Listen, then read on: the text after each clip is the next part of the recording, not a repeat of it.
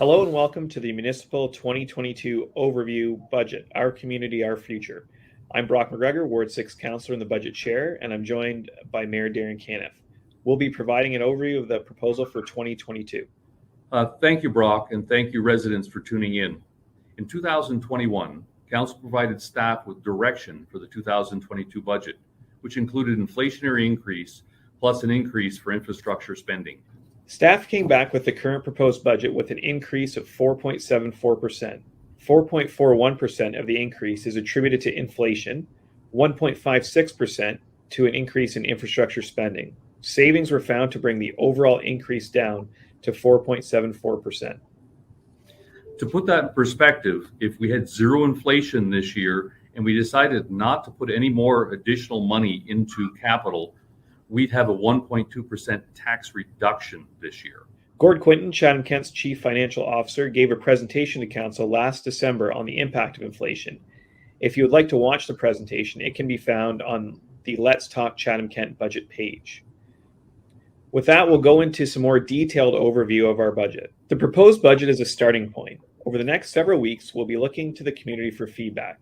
If you'd like to become involved, you can provide a deputation to the Budget Committee, and you can provide feedback online through Let's Talk Chatham-Kent. We've all seen increases in items we buy on a daily basis. This is true for the municipality also. The cost of materials and services we purchase have increased significantly due to inflation. We're all aware of the infrastructure challenges we face. Consistent with our approach in previous years, we've increased infrastructure spending, contributing 1.56% to the proposed increase. This spending includes continuing to replace aging infrastructure. This means maintaining the bridges, roads, and buildings our community relies on every day. With Our Community, Our Future, there's increased resident care at Riverview Gardens long-term care, moving towards 4 hours of care. Assessment growth is included in this number, which helps offset the costs. We also are planning for the future community and facility needs, and community policing outreach and funding the mandated enhanced 911 project, which will allow dispatchers to automatically identify the caller's location. Despite the impact of inflation on expenses, we've been able to maintain existing services while finding savings to reduce the budget impact by 0.81%. Along with those savings, it's proposed that we increase funding for our winter control budget and address funding changes in childcare and early years. We've also received increased funding through the Ontario Infrastructure Fund that will help offset some of our costs. The proposed budget is a starting point. Over the next several weeks, we'll be looking to the community for feedback. If you'd like to become involved, you can provide a deputation to the Budget Committee, and you can provide feedback online through Let's Talk Chatham-Kent. The budget process is an important one. It reinforces our priorities over the coming year. Our community has faced a number of challenges, and we know that a responsible, balanced approach to this year's budget will set us up for success in the coming years. Thank you.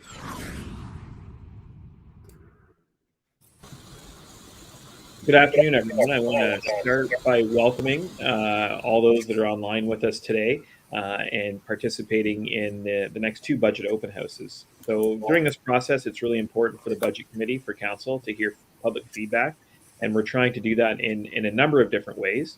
We're excited at using this online technology again this year. There was some great feedback and information that we gained last year by this process, and we're hopeful that it'll be successful again this year. So with that, I encourage you to submit any questions online. If you're watching this on playback, there's another opportunity tomorrow night to ask questions as well. So with that, I'll turn it over to Amy and we'll get going.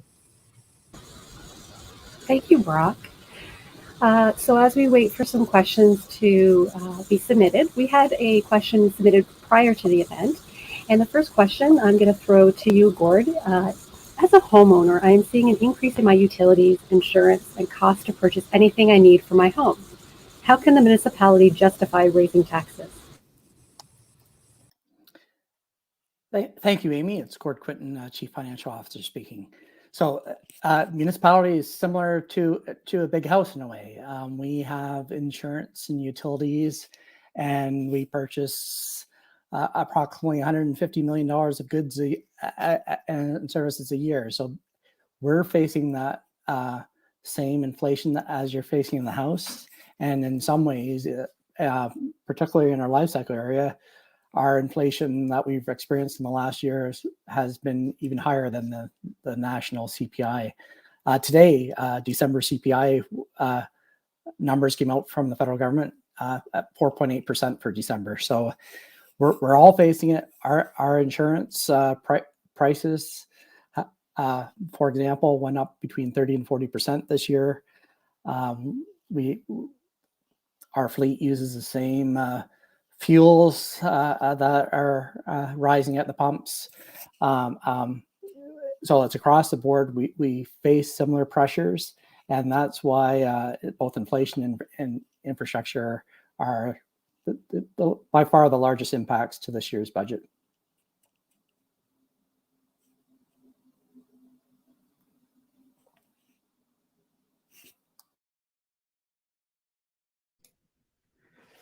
Thanks, Gord. I think it's important to note too that the direction to set up this draft budget is given by council. So earlier on in the year, council provides administration with some direction, and that direction, it's been pretty consistent over the past few years, is that we ask administration to come back with a budget that's at inflation plus 1.4% increased spending in infrastructure. So while we've seen different starting points in the past few years, that's largely related to that direction and how inflation impacts that starting point. And now that we move into the budget deliberations of budget committee, which is all members of council, we take that responsibility on as council members to start working through the budget and see if that number changes or we shift some of those priorities.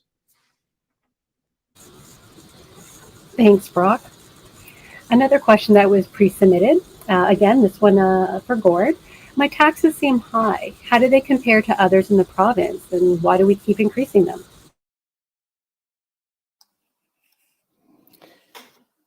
Thanks for the question. So we do take a look at taxes and compare them to the rest of the province, although we really have to deal within our own house and what we're faced. And we are faced with some very unique situations in Chatham-Kent that wouldn't be the same in other municipalities.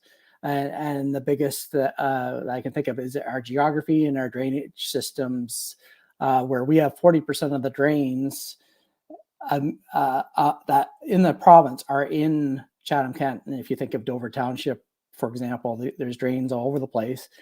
And with those, all the road systems having to cross those drains, we were faced with just an enormous amount of bridge infrastructure that and is why infrastructure is one of our main focuses in this budget.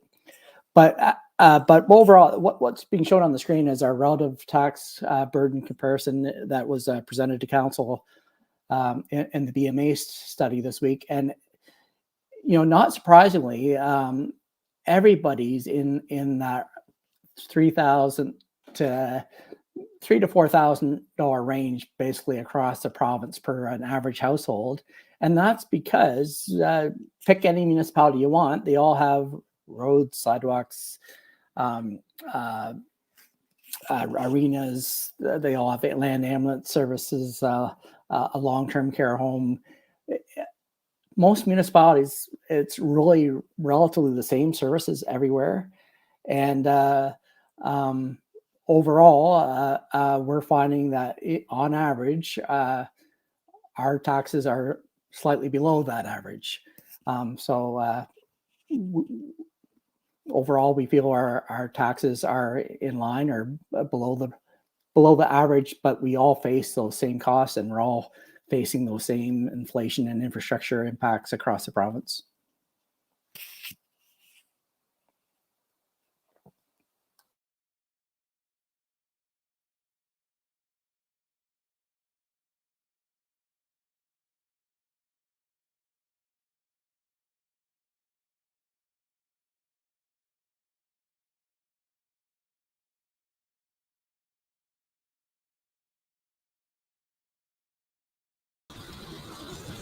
Thank you, Gord. So this next question is going to be for you and Thomas.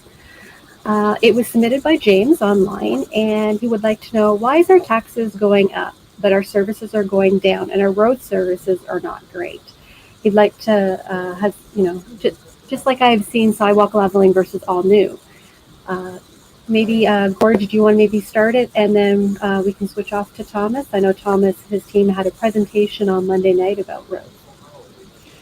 Yeah, I'll just start off, and it's just that overall, we are behind on funding our asset management plan, and with Chatham-Kent, with the level of infrastructure we faced, like I just mentioned, our enormous bridge infrastructure, we're faced with funding about 90% of all the cost of infrastructure through property taxes. But I'll turn it over to Thomas to talk more specifically about our asset management plan. Thank you, Gordon, and thanks for the question.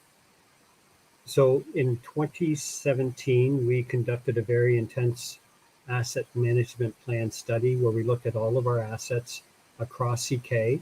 We have, back then it was 4.5 billion in total assets. That means that every road, sidewalk, building that we have, a bridge, was quantified, and it was determined that $96 million per year was required to maintain that infrastructure.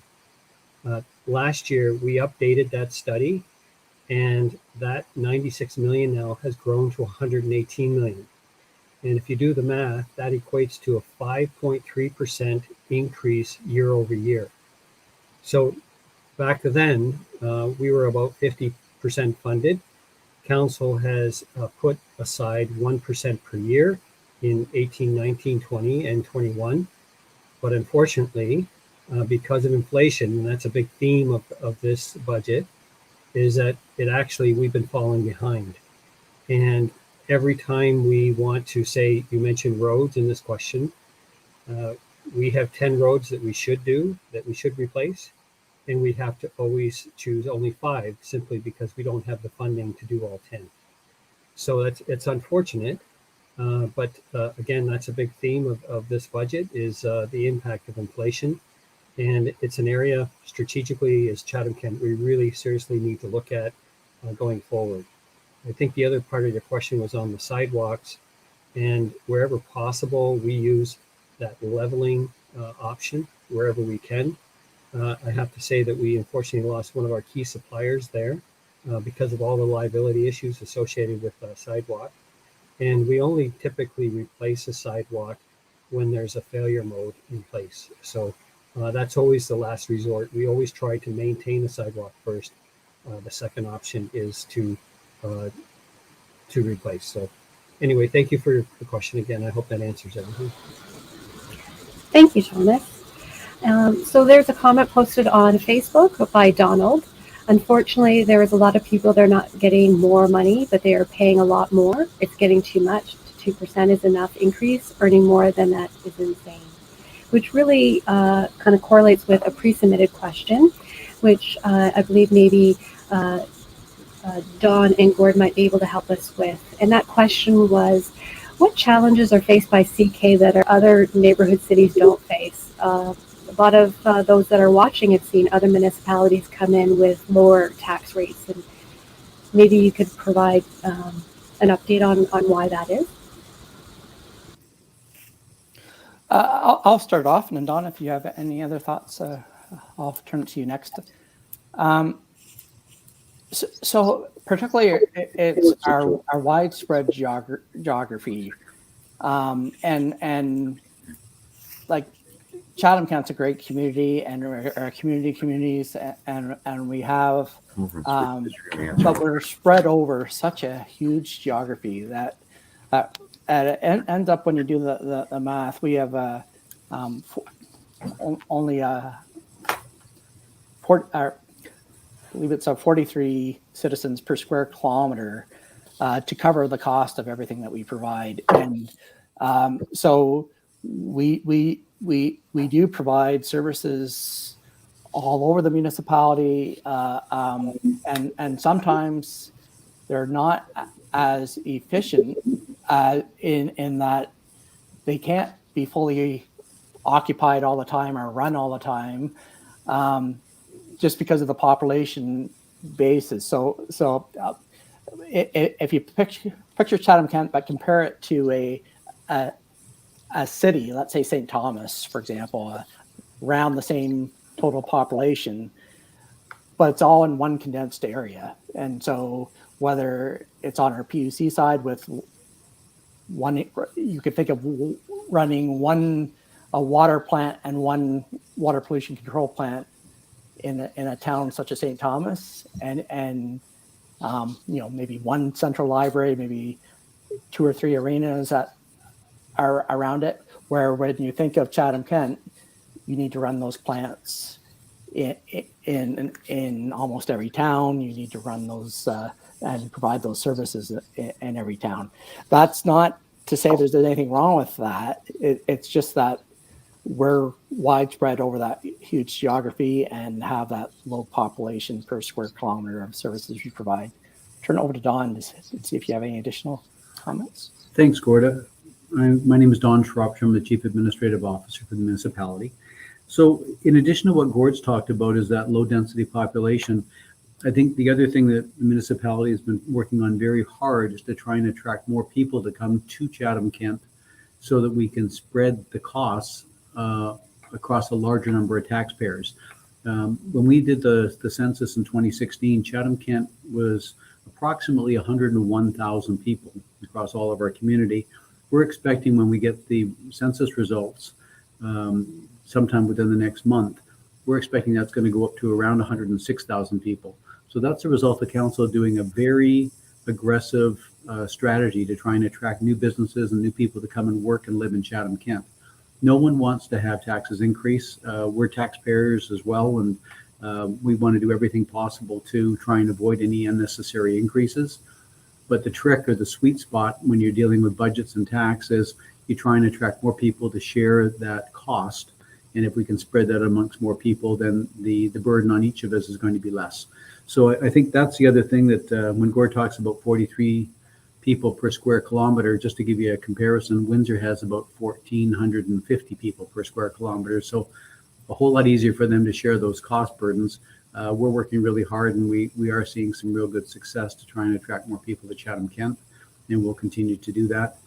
The other piece that I'd like to emphasize is every year the municipality, both council and administration, work really hard to try and more efficiencies. Gord and I were reviewing some numbers over the past 10 years or so. Every year we've averaged at least 0.5% decrease in the cost of operating our businesses without having a negative impact on our service delivery. So compounded year over year, that goes a long way to try and reduce the burden on the taxpayers. So we'll keep working on that. There's no end point in that game. We're going to keep working as an effort to try and reduce our tax burden. But those are some of the challenges that we're facing. Thank you for the question. Thank you, Don. I'm going to add April to our feed. There was a question submitted by Facebook by Judy, and she would like to know, why are we even considering giving the Chatham-Kent Health Alliance $500,000 when we are in a pandemic, and it's the taxpayers that would have to pay for it? She understands the need, but seniors are receiving no increase in pensions and are trying to stretch their pensions to stay in their own home.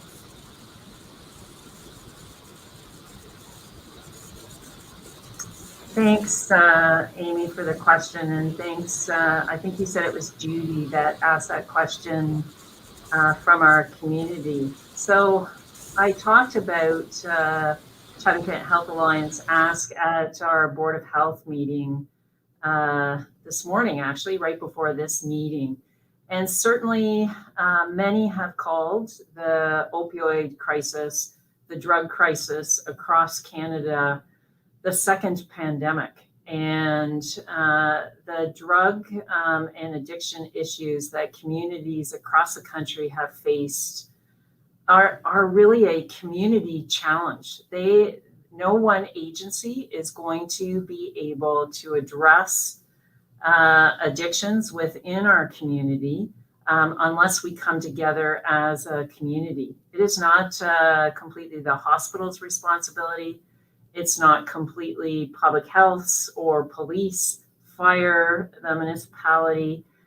It's everyone's responsibility to tackle really what I call the war on drugs. We are one of the only communities really in the Southwest that does not have a residential withdrawal management program for our own community. And I think that's important to remember. Hospitals are not funded for capital items, and part of their ask is to look at capital renovations, retrofits to part of the hospital to set up a 10-bed residential withdrawal management program. If they are successful in receiving those operating dollars, then we are set up for years to come in terms of assisting citizens within our community. And so, the work that we've done, Council's term priorities, one of those is a healthy and safe community. And one of the key goals within that is to improve access for our citizens to mental health and addiction services. So I certainly, we understand that, any increase in taxes certainly has to be thought of very carefully, very thoughtfully. We are looking at this one-time ask because it is a one-time ask for that to be coming out of reserves. And we will look at, a couple of those reserves and present that to Council when Council begins deliberations in a couple of weeks. So I hope that helps answer that question a bit. I don't know, Gord, if you have anything to add, but this is good news for our community. This is certainly needed. And I've said many times, if we can save one life, to me, that is money well spent. So thank you. Thank you, April. So we had another pre-submitted question. We've all read in the news about the value of homes in Chatham-Kent increasing. The question is, if the value of my home goes up, do my taxes go up? Gord? Thank you very much for the question, and it's a great question, particularly given how much house prices, farm prices, commercial properties, everything has changed in value quite dramatically over the last a few years. So first of all, I'd like to just talk about a little bit about how your property is currently assessed. Properties in Ontario are currently assessed at January 1st, 2016 values. And any increase that came about in that reassessment in 2016 was phased in over 2016 to 2019.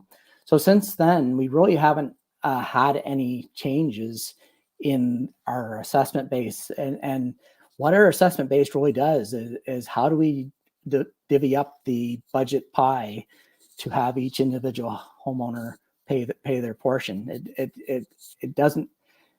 It's about who pays what slice of that pie. So if as everyone has seen, all prices have gone up across the board. So if your house price doubled and everybody else's house price doubles, we cut the tax rate in half and we all would pay the exact same amount of taxes. There is no change. A change in how much you pay in taxes would only happen if your house value went up more than that average. So if it went up 3 times the value and the average was only 2 times increase, well then that's where there might be more of a shift of that to a greater slice of that budget pie to your house. And so reassessment itself is totally revenue neutral to the municipality. We don't gain more dollars. It's someone else if there is a shift from one, it's from one homeowner to another, where perhaps one house value went up less than the average and another house value went up more than the average, and there's a shift from one to the other.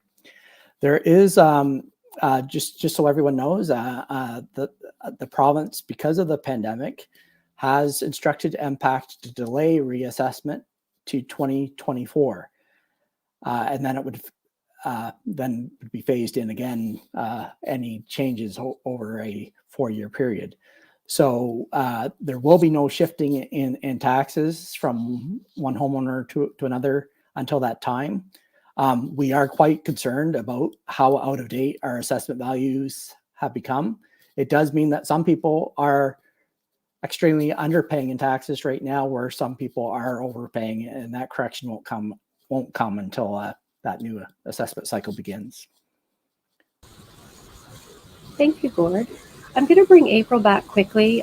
Sue on Facebook had a follow-up question regarding the Chatham-Kent Health Alliance. And Sue would like to know how many people request this service locally. Thanks, Amy, for passing Sue's question on to me.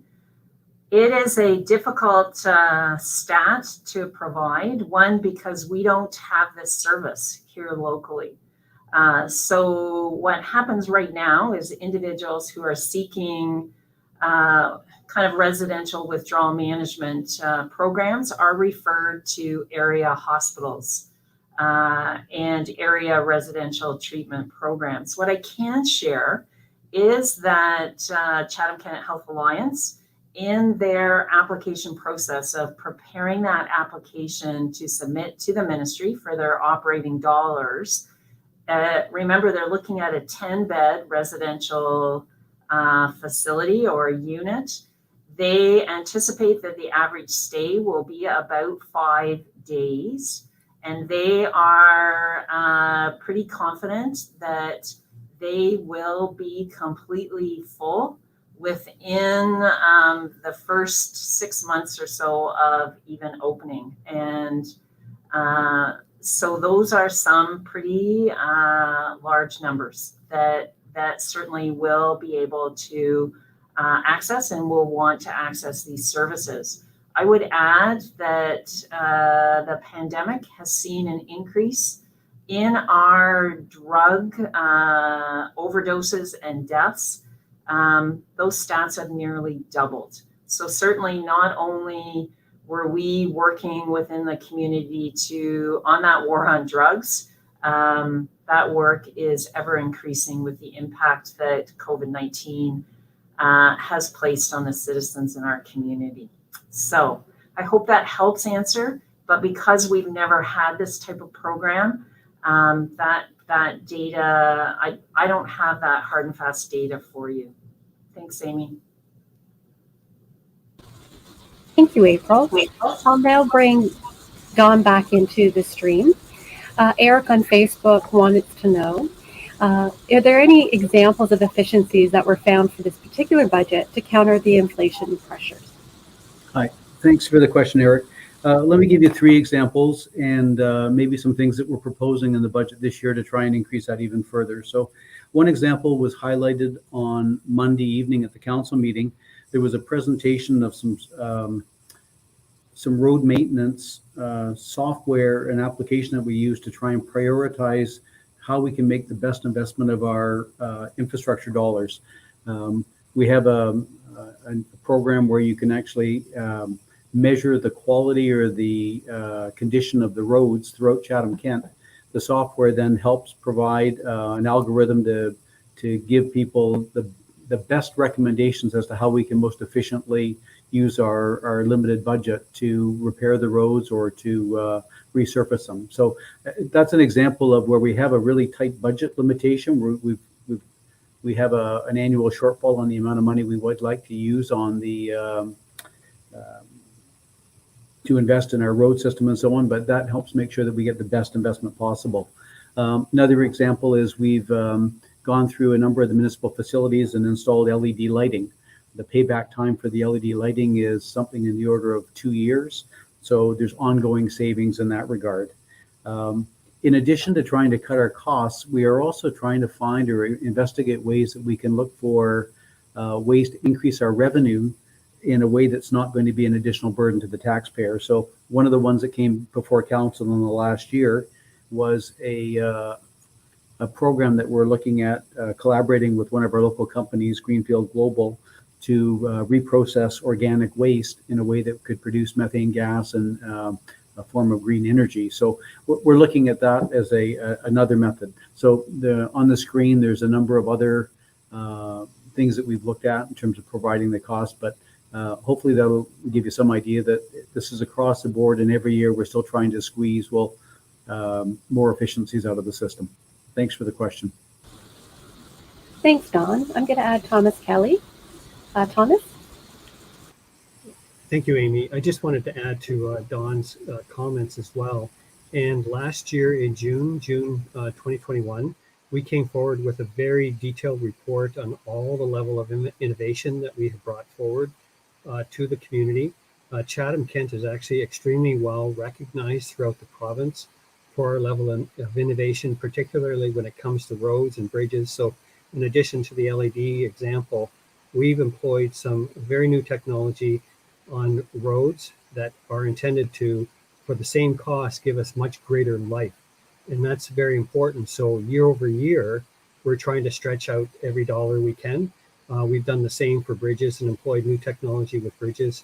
And that is also going forward. So all of these don't show up immediately, but they will certainly show up in the future. Thank you. Thank you, Thomas. I'll bring back Gord for our next question. A pre-submitted question is, why is there a staff increase in this budget? Thank you very much for the question. Staffing, I realize it's always a concern of residents of why would we possibly need more staff. So I think if possible, if you could put up slide 48 from our presentation, sort of highlighted the asks that are in this year's budget, and perhaps we can go over them. So as it's coming up, the first up is actually related to Riverview Gardens, where we have 29.5 FTE. So when you see FTE on the screen, it's full-time equivalent. So basically a person working a 35-hour work week. This is actually a new item mandated by the province of adding 4 hours of care minimums for residents at Riverview Gardens. And there's also a manager related to that too. So about 99% of all those costs are actually funded by the province too. So we have a housing claims analyst position. This is has been looked at closely, where it's providing the level of service required for those in our housing stock. Police are looking to add 4 new police cadets to their rosters, and will be presenting the details of the reasons behind the requirement to council at the January 27th meeting. Our physical housing stock is getting older and older, and is requiring more maintenance. Again, a service level to keep up with the current service level requirements. They're looking to add 1 additional staff, and then we have the electronic records management is an interesting one, where we really need to modernize our processes to become more efficient across the organization. And in order to do that, one of the key things identified both in our KPMG efficiency review and in our internal processes reviews is that we really need to put a concentration on this. This will result in efficiencies in the future. But it's the first step needs some management to get it going. We have with our increase in building activity, we're looking to add 2 more building inspectors. Most of that is user paid, but there's a portion relating to bioenforcement that's added to tax area, and we have 1 position for our human resources information system, which is also a real efficiency gain once it's implemented. So again, no savings in this year's budget for that, but it will assist in future efficiencies down the road. Kathy, would you like to add anything more to that? Sure. Thank you, Gord. I'm Kathy Hoffman, General Manager of Corporate Services and the Chief Human Resources Officer. Gord's provided a really good and thorough summary of what the nature of those particular positions are that you just saw on that slide. I might add a few comments to share with you that importantly, remember that council sets the level of service, and based on the level of service of the services to be provided, administration goes to the drawing board and examines what's going to be required by way of staffing to provide these services. Annually, we conduct reviews of our various operations, sometimes by way of service reviews, which is a more formal process, other times by a less formal process where divisions are actually doing an analysis of their work plans and the services they're providing to see if there is a more effective way of providing them. So you'll see during budgets that there are sometimes budget items that include an increase in a full-time equivalent, or FTE as we short form it. And you'll also see at times that there are reductions in full-time equivalents, which we showed you on in a slide a couple of moments ago in terms of a couple of positions that had been reduced across our organization this year. Administration takes very seriously any requests for additional staffing, knowing that certainly that goes to the bottom line and often affects the tax rate. What we also do is to take a look and see whether or not we immediately need to embed one of those full-time equivalent resources as a base budget item, or whether or not they would be something that would be considered a supplementary item. So it might be for a temporary or short-term period of time for review to see whether or not that service indeed requires that resource for permanent status. So these are the ways that we combine our efforts to see whether or not something needs to be baked into a base budget item. Thanks, Kathy. I'll bring back to the feed Thomas Kelly. The next question is, why did cost to maintain parks and open spaces increase? Thank you for the question. So I actually see this as yes, it's a financial issue, but it's actually a very good news issue, that we have seen a tremendous growth in our trails throughout CK because of the pandemic. It doesn't, you can go on any of our trails within CK and they are much more used, as well as all of our parks, all of our recreation areas. People are just getting out more than they used to, which also really fits well with council priority of health and wellness. So because of that, though, there's been an associated cost to the municipality, and that is we need to maintain those trails. We need to maintain our parks. We've had higher maintenance. We've had more garbage pickup.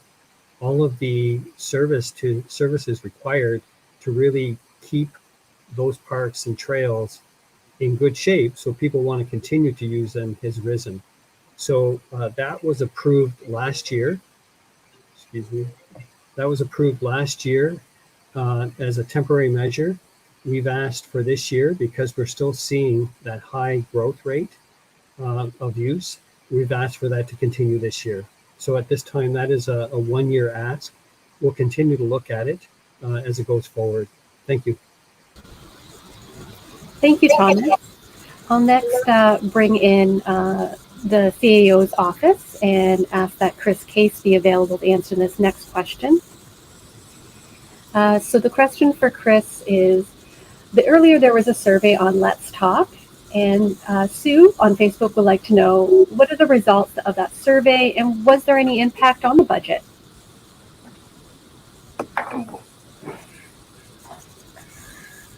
Thank you, Chief. Hello, everybody. The survey on Let's Talk was aimed at the Fire Master Plan, Sue. So the Fire Master Plan was commissioned by Council last year, and it continues right now, and that's looking at all aspects of the fire department. So the fire department have not put any budget requests in this year because that Fire Master Plan is still looking at all levels of service and trying to work out what the best model is for providing fire and rescue protection for the communities of Chatham-Kent. Thank you, Chief. This next question that was submitted on social media was, why does Chatham-Kent need to hire additional 2 building inspectors? Bruce, as their General Manager of Community Development, would you be able to answer this question, please? Yeah, thank you, Amy.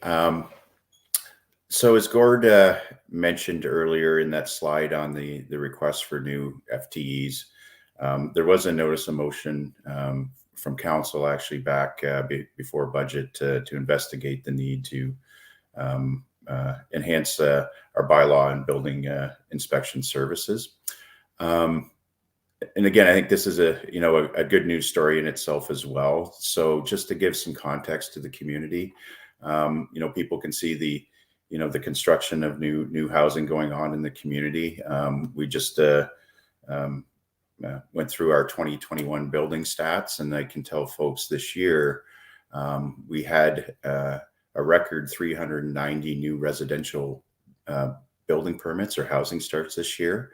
And that accounts for just under 800 new housing units across the community.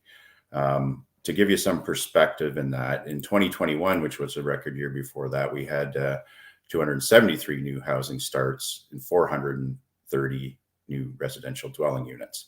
On average, over the previous 10 years, we had roughly anywhere, from 90 to 115 new residential units. That was pretty consistent for about a 10-year time frame.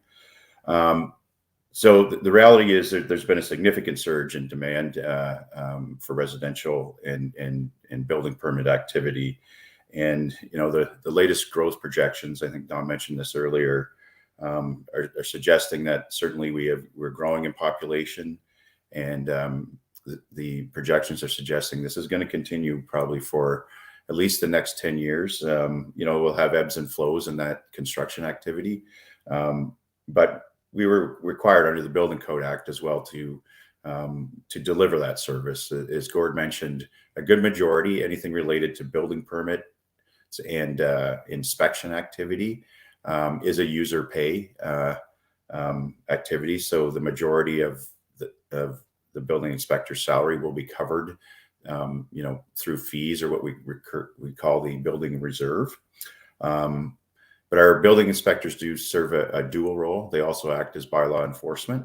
That portion must be covered under the tax base, and that is approximately 15% of the salary. Or for both inspectors, it's roughly about a $35,000 base ask this year.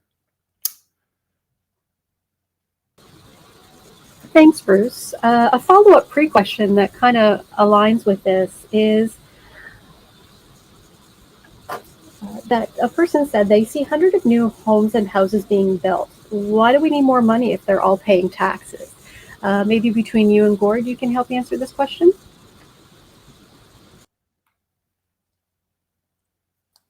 Okay, Gord, did you want to start just on the assessment piece? Okay, thanks. Yeah. Maybe I'll start off, and then you can talk about what we're seeing in new housing starts. Yes, we are actually seeing some of the best growth numbers that we've seen as the municipality of Chatham-Kent. It's great to see all the building starts, and so for the residential buildings that you see, that does result in assessment growth that has been included in this draft budget that you see. So that if we did not have all that growth, the tax impact would be higher. And as Don and I were both saying about the population density, as we raise the density, there'll become more people and more houses to help pay for our costs moving forward. One of the things we did do when you see some of the growth that you see, council approved a growth strategy, and I'll turn it over to Bruce to talk in more detail about it, but it did provide quite a bit of tax incentives to entice some of the apartment buildings and growth that we're seeing. And so we will not see the benefits of on the tax side of that until those incentives expire over time. But I'll turn it over to Bruce to discuss how we're doing. Yes, thanks, Gord. Yeah, in March of 2020, Council approved what we refer to as Community Improvement Plan to try to incent new development across the board in the community. One of the big focuses was on both affordable housing and larger scale rental dwelling units, because that was a missing piece in the community. It had been years since we'd seen any new builds, especially in new apartments in the communities. I can tell you, obviously, you can see it's certainly been working. I think we issued permits for 6 new apartments last year.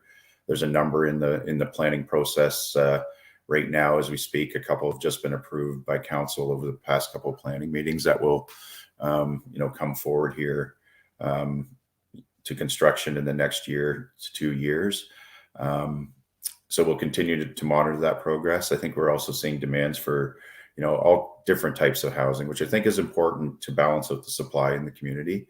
For years, our housing was traditionally, your traditional low density residential single detached dwelling types. And this goes and speaks to the affordability piece for folks as well. The more supply in different types of housing we can, incent and encourage in the community is certainly, an important goal.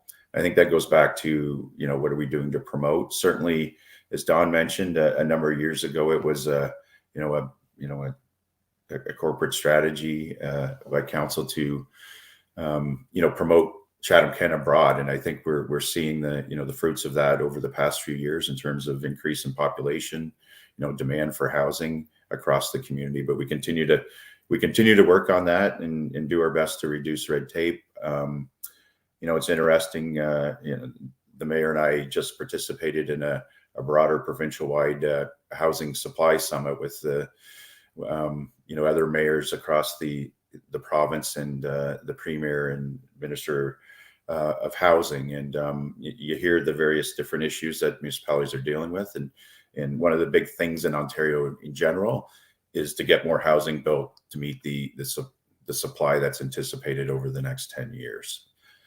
Mm-hmm. Thank you, Bruce and Gord. I think I'm going to bring in Don for just a moment. There was a question, and it was great because Gord kind of pulled you in. Is people are wanting to know, since the most effective way to increase taxes is to increase the assessment growth, what is Chatham-Kent doing to promote Chatham-Kent as a place that people want to relocate to? So Don, is there anything else that you might be able to add to what Gord and Bruce said, please? Thanks, Amy. So there's an important context. If you look back where we were, say, 10, 12 years ago, the major challenge facing Chatham-Kent is that we had a lot of people out of work. In fact, we had one of the highest unemployment rates in the province of Ontario. At one point, we were over 14%.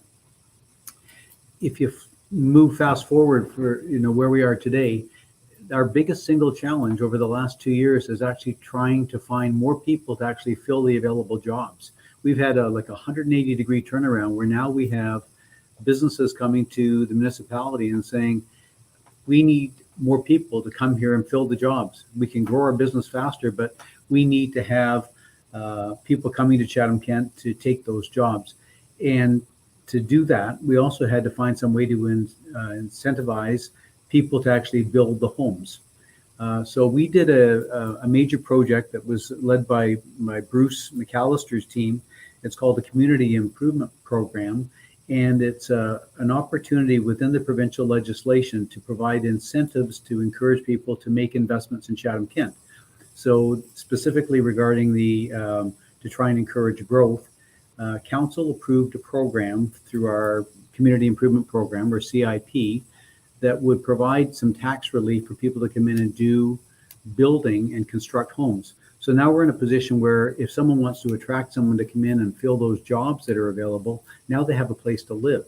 So it was a fairly major hurdle to overcome, but the municipality's done a really good job in doing that. So one piece that I think is important to understand is what, people might ask, why are you providing an incentive for someone to come in and build? Why can't they just do that as a private sector? If you think about the cost of building a house or an apartment building, we do have some relatively inexpensive land in Chatham-Kent compared to like the GTA area or even sort of London. But the cost of actually constructing a home, the cost of materials and labor is very, very consistent to build a home or an apartment building. If you consider building a $20 million apartment in Chatham-Kent versus the amount that you'd spend in London, it'd be about the same. But in London or in Windsor or in GTA, they can actually charge a lot more for rent. So from an investor standpoint, it would make more sense for them to go to another larger urban community where they can actually get a bigger return on their investment. Through our CIP program, we give them some tax relief. It offsets that benefit that they would have had by building someplace else. So they've made a major investment in Chatham-Kent. And the long-term benefit for us is not only do we have housing to provide for the people coming to Chatham-Kent to fill those jobs, but down the road, we're also going to have some increased taxes for people to pay on the new homes that they built or the new apartments. So a fairly complex, long answer, but at the end of the day, Council's made some major investments that have shifted in a major way the availability of housing stock that draws more people to Chatham-Kent, that helps fuel our economy, and also contributes to making sure that we have more growth of people and businesses that are then going to share the tax burden and reduce the impact on our taxpayers. Thank you for the question. Thanks, Don. I'll next be bringing in Thomas Kelly, our General Manager of Infrastructure and Engineering. So part of the increase has been mentioned that it's going to help with the asset management plan.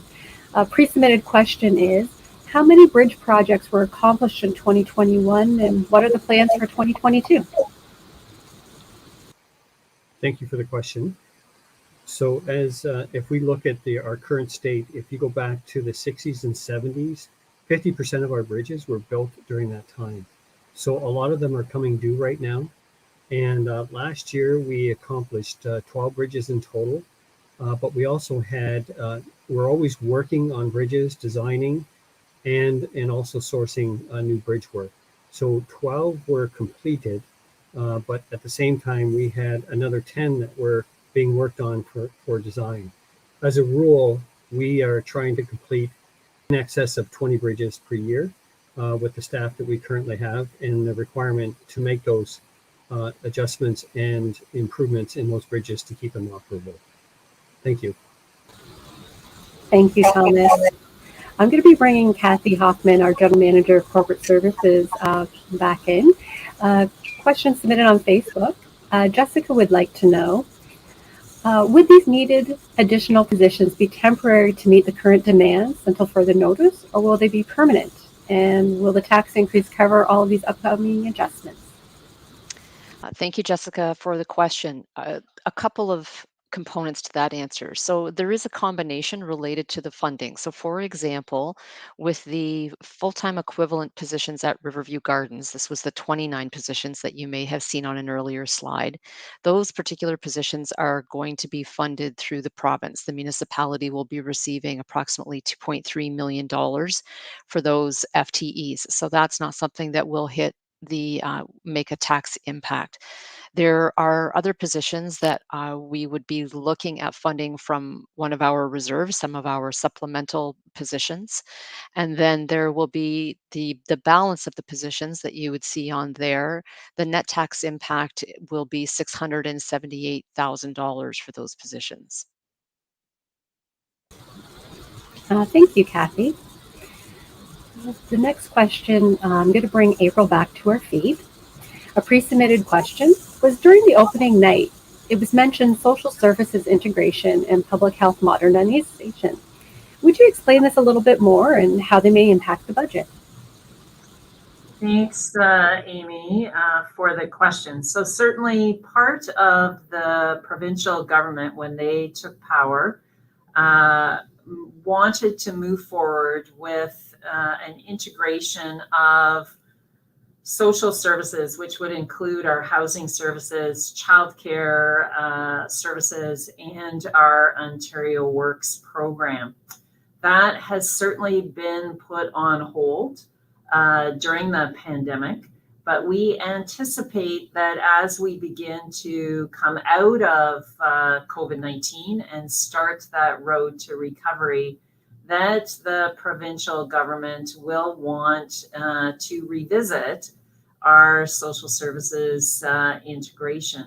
What that really is looking at is kind of one client, one case manager, so that if you reach out to us and require assistance, whether that is some financial support from Ontario Works, whether that is social housing or public housing, whether that's childcare subsidy, our clients would only have to go through one case manager in order to be able to receive that service. So that we are still a long ways away from that, but certainly we will participate fully in that. And if we are able to find efficiencies, to improve services, to get to a place where we service our clients better, then certainly we will participate fully. So while we might see this work start in 2022, I anticipate that any budget impacts that might be seen from this, bearing in mind that a lot of these programs are provincially funded, we will see impacts in the 2023, 2024 kind of budget timelines. As for public health modernization, many of you will recall that prior to the pandemic, the provincial government was really looking at amalgamating health units. Will we see that happen post-COVID? I think certainly the pandemic has really proven that public health and public health units at that local level are a necessity. We need them. We need the work that they do. And certainly they have been working hard to keep us as safe as possible. But we might see that happen in the future, and we need to be ready for that, both as a community and as a municipality. Thanks, Amy. Thank you, April. I'm going to bring Gord back on. So here's two questions I think you might be able to answer for us. The first question was, where do my tax dollars go? Thank you for the question. So slide 27 in our open night presentation, I'm sure this is pretty small for people to read on their screens as far as the fine detail, but this is the average household being broken down into what an average house would pay for their final 2021 taxes. And if we just start with the large categories, you'll see that in infrastructure and engineering is the largest area where that's your roads and bridges and all your infrastructure and your parks, recreation facilities, cemeteries, maintaining them, funding the asset management plan for them. That's one of the largest area. And then on the right bottom corner, your police services and fire and emergency services, which includes land ambulance. Those two together are, emergency services in general. It does cost a lot in both personnel and the equipment on standby to be ready in case of any of those emergencies that our residents would need help. In the middle bottom, you have our April's area, the community human service area, April just went through a lot of details of all the services they provide there. If I could add to that, also in our areas is the arts and culture and libraries, above what she just talked about. But that's 90% of your taxes go to providing those direct services that I just mentioned. Then sort of the upper half of that, we do have some administration, whether it's the council itself, finance, budget, and information technology and corporate services. And we have Bruce's area and community development where it's about growing our municipality and helping that could be with building permits or the planning staff, or our very important community attraction and promotion, where we're bringing those workers that we need and new residents to Chatham-Kent. So all totaled, that just over $3,000 is that average tax bill. This is a really good tool if people want to see the values more in detail, to bring up this slide to look at it more closely. Thanks, Gord. So lots of great questions that had been submitted and our executive management team has answered. But really, bottom line, what does a 4.74% tax increase get to cost someone?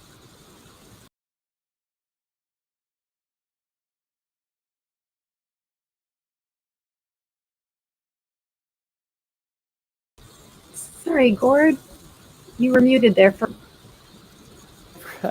Sorry, Gord, you're muted. Always has to be a mute mistake in anything online. Wouldn't be a virtual meeting without one.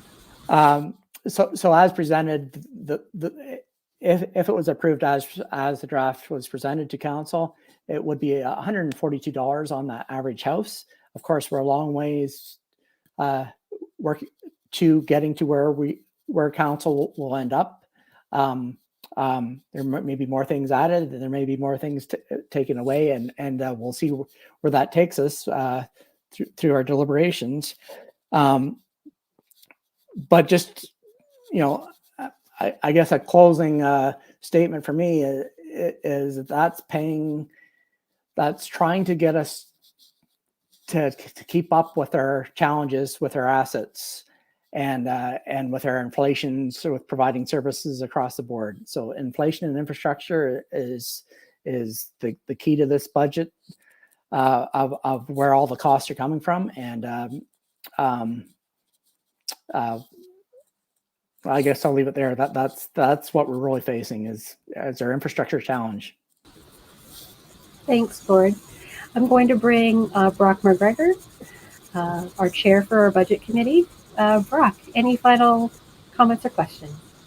Yeah, just want to thank all the staff members that were available today to answer questions, and thank those that have been providing comments.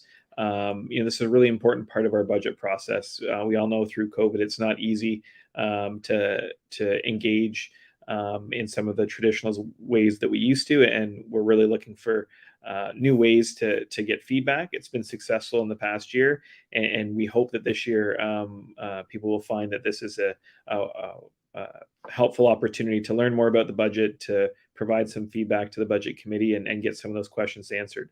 We still have more opportunities for that. So as a reminder, we'll do a similar format online open house tomorrow night at 7 o'clock.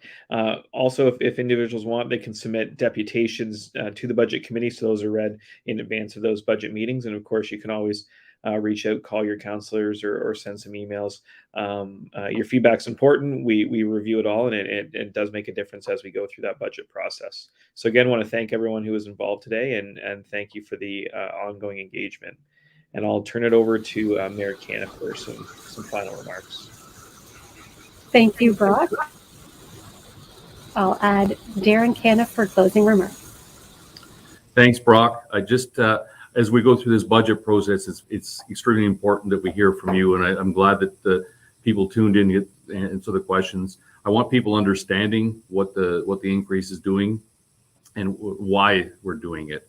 And as we move forward, as we talk about growth, that our community is growing, and part of what our investments are doing is investing that growth. I want a community that our kids and grandkids will want to be here, and they'll be able to have jobs here. And so that's really what we're working for as well. It's a budget for the future. So thanks everybody for tuning in, and looking forward to the next few weeks to finalize the number. Thank you.